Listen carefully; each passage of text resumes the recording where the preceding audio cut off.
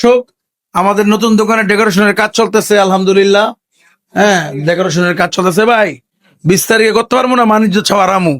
20 তারিখে তো আগে ডিক্লেয়ার দিছি যে হ্যাঁ। মিল্লাত দিয়ে লাইমু, যদি বাইচান্স না হয় মিল্লাত দিয়ে লাইমু।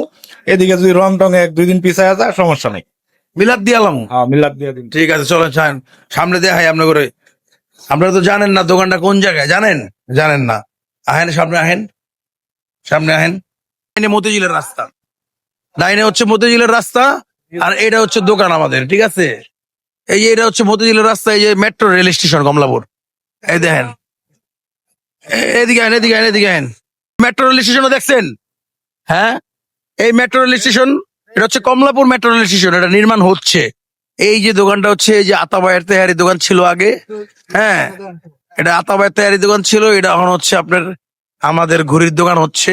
আতাবাই একটু মানে বয়স হয়ে গেছে, একটা নাম করা দোকানে ছিল তেহারির। ওনার তেহারি অনেক বিখ্যাত ছিল।